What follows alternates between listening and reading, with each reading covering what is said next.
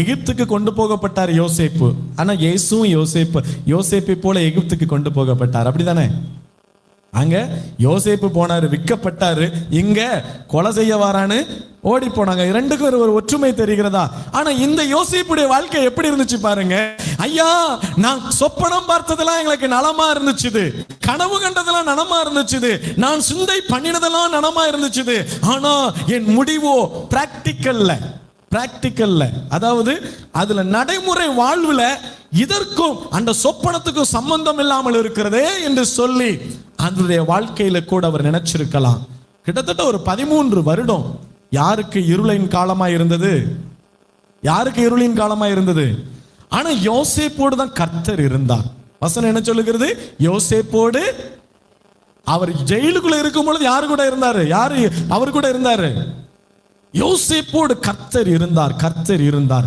இன்றும் கூட பிரியமான சகோதரியே, சகோதரனே, நீனும் பல கனவோடு வந்திருக்கலாம், பல எதிர்பார்ப்புகளோடு வந்திருக்கலாம். ஆனா எல்லாம் தோல்வியை போல தெரிகிறது, எல்லாம் பட்ட நிலையை போல காண்கிறது. தொழிலை பார்த்தா ஆசீர்வாதம் இல்லை, குடும்ப வாழ்வுல ஆசீர்வாதம் இல்லை, கையிட்டு செய்கிறது விளங்கல, எல்லாமே இருளை போல இருக்கிறத நான் என்ன செய்ய? கொஞ்சம் யோசிக்கிறீங்களா? இந்த யோசனை உங்களுக்குள் இருக்குமேயானால் ஒன்றே ஒன்று செய். நீ உத்தமனை நோக்கி செம்மையானவனை பார்த்து அமர்ந்திரு. அவர்தான் உத்தமர், அவர்தான் நீதிபரர், அவர்தான் தேவாதி தேவன், அவர்தான் பிரகாசிக்கிறவர், அவரே வெளிச்சத்தை தந்தவர், அவரே இந்த உலகத்துக்கு வந்தவர், அவரே ரட்சகர். ஹல்லேலூயா! அவரை நோக்கி பார்த்திருந்தா உன்னை ரட்சிப்பாரா ரட்சிக்க மாட்டாரா? எதுல இருந்து ரட்சிப்பாரு? யோசேப்பை ரட்சித்தார் அல்லவா? சிறைச்சாலையிலிருந்து ரட்சித்தார். ரட்சித்தார்னா என்னது? விடுவித்தார். சிறைச்சாலையிலிருந்து விடுவித்து என்ன கனவுலாம் கண்டாரோ யோசேப்பு, அந்த கனவை நிறைவேற்றாம விட்டாரா? அதே போலதான் இன்று சபைக்கு நான் ஒரு வார்த்தை சொல்ல விரும்புகிறேன். நீங்க பல கனவுகளை கண்டிருக்கலாம், பல யோசனைகளை யோசிச்சிருக்கலாம்.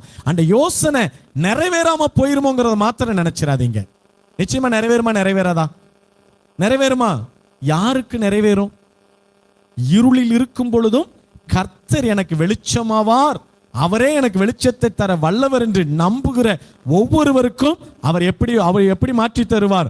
யோசேப்புக்கு மாற்றினது போல, யோபுவுக்கு மாற்றினது போல உங்கள் காலங்களை பிரகாசிக்க பண்ணுவார். ஆமென். அந்த யோசேப்பு பிரகாசித்தாருங்க. யோசேப்புனால என்ன அர்த்தம்? கனிதரும் திராட்சை செடி.